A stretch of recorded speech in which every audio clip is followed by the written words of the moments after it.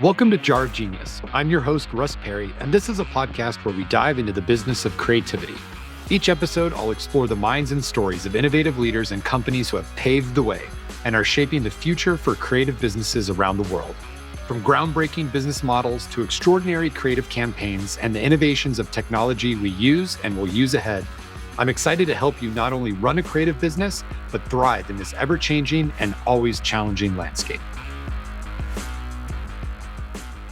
Hey everyone, welcome to another episode of Jar of Genius. I'm your host, Russ Perry. And today we have someone coming to you not quite so live from Nashville, but that's Tiffany Hardin, who is the CEO of the Gild Creative Group. And as I was going through your background, Tiffany, I could list like 20 other amazing things that you've done professionally in your career. You've been a professor at NYU. You've worked in the entertainment industry, which I'm sure you have some crazy stories about that.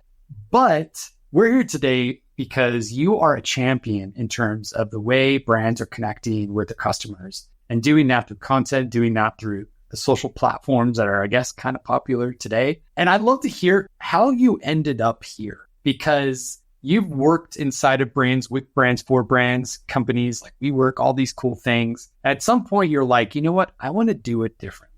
I want to do it myself. And actually, before you get to your answer, I laughed reading your bio because you self-reference as an OG in influencer marketing. Kind of like, man, are we getting older? You know, like I'm now an OG. I'm not like cracking the ice on new stuff. But yeah, I'd love to know, like your point said, you know what? My gift in this world and the value I want to bring is helping connect this new media marketplace, people and brands and content. It just seems like something that takes a lot of conviction. You know what? I really appreciate the way you frame that question.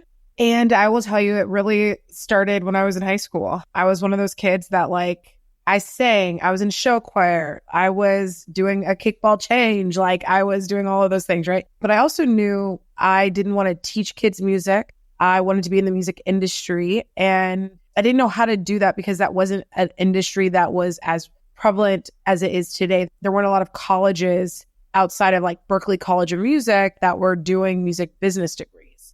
And so it took me a minute to kind of figure out what is it that I wanted to do. And so I was watching Making the Band. So I'm dating myself, but I was watching Making the Band, and there was a guy that came on the screen and it said talent manager. And I was like, well, wait, what is that? And I started Googling or whatever I was doing. If it wasn't Google at the time, I might have been using Netscape Navigator for all we know. Yahooing or, I don't know. Yahoo, whatever it was. And this is the early 2000s. And so I ended up looking up what talent management was and then finding all of these books and realizing oh, wow, I think I want to use my creative mind and I think I want to use my operational mind. And this is the best way to do that, because I knew through some other experiences, I didn't want to be on stage. I love singing for me and the Lord at this point, but not, I don't want to do that for a living.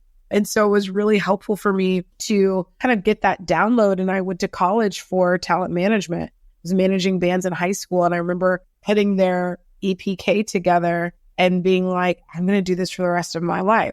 That was the seed of an idea. So then I went to college, started working with talent managers and, really cool places. And then another seed happened where I was living in New York City and I was in a position where I needed to have a little bit more security in my work. And so I ended up going to interview for this marketing agency. And the owner of that marketing agency happened to come from the music business, is one of the most successful Black-owned agencies that we have today. And he didn't even interview me. He just was like, you got it. And I was like, well, okay. After I was already hired. So I was like, hi, I'm your new assistant. Then I ended up learning from that experience was we were in a perfect storm in culture. And so in that, social media was growing. The iPhone was just coming out. Front-facing cameras were new. There were so many things happening in culture. At the same time, there were brands that were saying, oh, we can work with other people besides actors and musicians to sell products, services, and ideas, because these other people have these audiences of regular people that are just interested in what that person has to say. And then we decided to call them creators and influencers. And so I came up during this era where I had all of these relationships with folks in culture that could be supportive towards, putting ideas out in the world. And in the agency, I ended up being someone who was like strategic and could bring people together and say like, oh, let's hire these people for that Bud Light campaign or for that whatever campaign that we were doing. And they'll post and they'll put it on their blog or they'll do whatever. And ended up being sort of like the early stages of what is now like influencer marketing. And when that started to happen, I was young at the time and I was like, oh, I can do this for this agency. I can do this for anybody. So there are these little seeds that started happening. I always knew I was going to be an entrepreneur. I just didn't know what was going to be the onset for me moving on my own. And so at that point, I was like 27 when I left for the agency and I started doing a lot of solopreneur work and got to have a lot of great experiences. Went inside WeWork eventually from doing some consulting work and then ended up saying, you know what, actually corporate's not for me. And which kind of worked out in my case, considering it was WeWork. And then I ended up saying, you know what, let me really actually invest the time, the energy, the space to grow my agency. And we're going to focus on how we work with brands. This is the mission of the company now. We help brands that want to strengthen their relationship between their consumers and their communities. And the idea of the relationship is really important to us because what we always have known, and my personal truth is that we work in the economics of trust, and influencer marketing in particular is all about trust.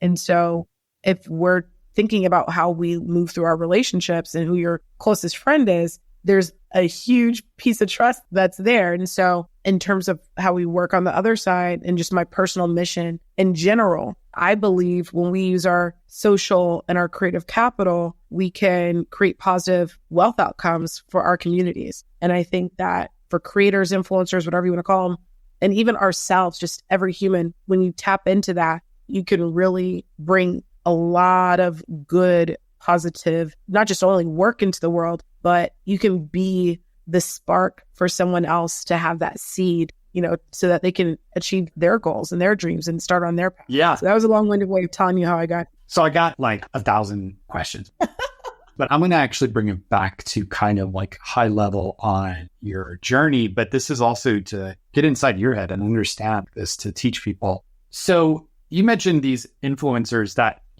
we grew up with, and these are these athletes and celebrities and people that have accomplished really huge things. I think about Michael Jordan, Bulls championship. My youngest daughter studied Amelia Earhart. She was super famous for something really simple like flying across the ocean.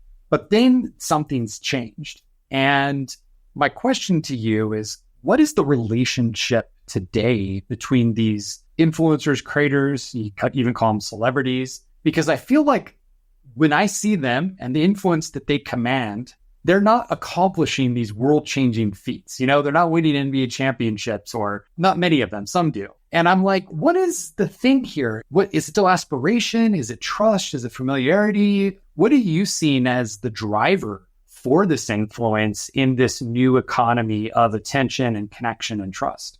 I think that's an incredible question. And I relate to it a lot because I too wanted to be like Mike. That's why I'm going to go to North Carolina, all this stuff, but I did none of those things. But I think what it really comes down to, yes, it's aspiration, but it comes down to trust. What is it that is a reflection of myself that I'm seeing or desiring in this person that I'm following that is reflecting something back to me? Like, what is this mirror?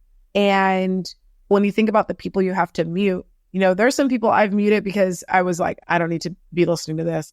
But then there are other people that I've muted where I was like, this truth is talking too loud for me, and I don't know if I'm ready to receive.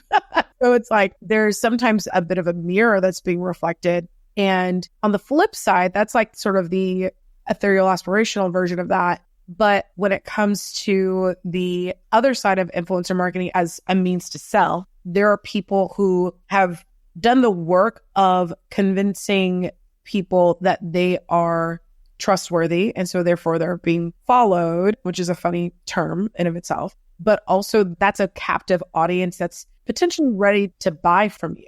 And I think that when you have that kind of trust, you can wield that in a way that's going to be supportive or destructive. And we've just seen that across the board when it comes to media in general and how media is treated. So it really comes down to the influencer and how they feel about growing an audience and serving their audience with their point of view. And there are people, let's think about this, like Jay-Z, for instance. He doesn't do anything on social media. I think it was like one time when he was launching something, it may have been a book, I can't even remember, where he did Twitter Spaces Live and was just answering questions. And it may not have been even Twitter Spaces. I think it was just like an AMA. And that was amazing for all of us because we're like, Jay-Z never does this, ever. He's not even on social. You know that he's lurking on a Finsta, or some type of fake account, but he's never actively using the platforms as a means to demonstrate his points of view, right? Or anything really. And he's in his 50s at this point, but no one can deny the fact that he is highly influential. So one of the things that I say is be influential in real life. Have a point of view in real life. And if you choose a medium like a social media platform, even a great email list or whatever you're doing, TV, the mediums will always change because technology will always change. But whatever it is that you're doing, having a point of view and gathering an audience is, to me, the story as old as time. I think in today's era, because we have brands that will pay someone to do that, that is where it gets a little dicey because we want to be able to trust that even if someone's getting paid to say this cookie is the best cookie or this toothbrush is the best toothbrush or whatever, you want to be able to trust the person that's saying that to you. And very often we've learned that there are some things that people can't sell because we don't believe you. And you could be a consumer of that product and you could be an influencer and it could be yeah, we just don't want to hear about how much you love chicken nuggets. If you're selling us music or if you're selling us a different aspect of the brand that you've projected for years, people will tell you. People will tell you very quickly. Yeah. One of my favorite examples of that is when Garth Brooks wanted to be emo artist out of nowhere and became Chris Gaines. That actually could have worked for him to change his style without the ridiculousness of the black wig with the bangs and everything else. But somebody in his team told him, well, you're country and you're a country legend. And if you want to create a different type of album, then you have to create a different kind of persona to go along with it. And that was obviously a misstep because we couldn't even listen to the music because we're so distracted about why are you on SNL with this wig on when we know what is happening here? And we never heard from Chris Gaines again. It just silently went away. Yeah. As you're sharing this, I think a lot about ways that people in modern space, modern time, find and research. And I think there's kind of two buckets and they take various forms. One is the searching of the aggregation of data. So I go to a browser or some sort of index or directory. And the reality is the results often in those efforts are gamified. You can pay for it, you can optimize it. There's frequently not a lot of authenticity in what is being presented. On Amazon, there's ways to juice the ratings or whatever. And so you're like, okay, I don't think much about that. So maybe I want to find something with a better filter. And then you're like, well, now let me go to someone who I believe I can trust and I identify with. And it seems to me that this is someone with similar tastes and interests. But there's always a little bit of a filter you might have to also have, right? And I think that's probably one of the bigger decisions your clients have to make, right? Is if we are going to try to leverage these audiences' trust, how do we do it in a way that is not going to seem cheesy, for lack of a better term? I don't know what. And I was immediately I don't know who brokered this deal, but the Cardi B Offset adult Happy Meal at McDonald's, that to me was I don't know how it impacted the business, but it seemed kind of like a durably authentic thing with influence, big brands, obviously, those two. But the reality is there's a story, there's a connection. And so I want to kind of start to get to how do you decide what then is the choice of the audience, the creative idea, and to make sure that it's not coming off wonky or a flop that doesn't lead into the main thing, which is like the trust of the person who you're partnering with? I love this question because it innately is asking, when you're operating in culture and putting things together in culture, how do you manage one, authenticity? Because you can do something that could feel authentic, but the execution is what we would say in New York, mad corny.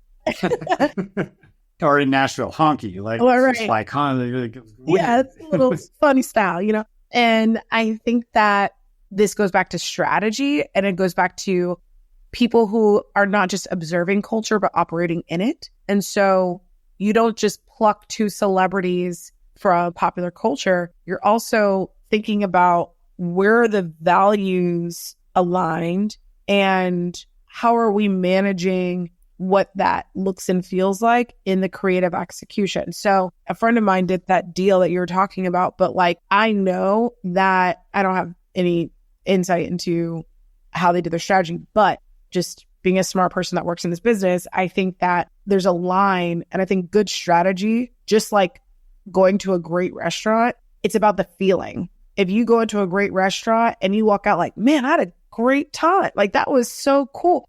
It was because the hospitality was on point and your expectations were met. Food could be okay. Yeah. But if those other things are there, you loved it.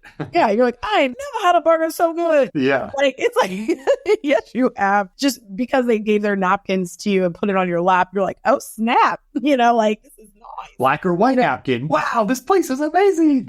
No, the bathroom smells so good. Like, they're candles. There's all these little touches that make it matter. And that's what strategy does, right? So like, when you think about even childhood experiences, there's a reason why it's an adult Happy Meal, right? Like, there was something about the inner child and getting rewarded. Most of us, when we went to McDonald's, like, that was a reward. From a child's mind, it's like, this is a reward. Parents' mind is like, I ain't cooking. Yeah. I ain't doing nothing today. Like, it was super special for me growing up in Tucson, Arizona, and the hot metal slides in Arizona at McDonald's. You'd be like 10 lawsuits in an afternoon today.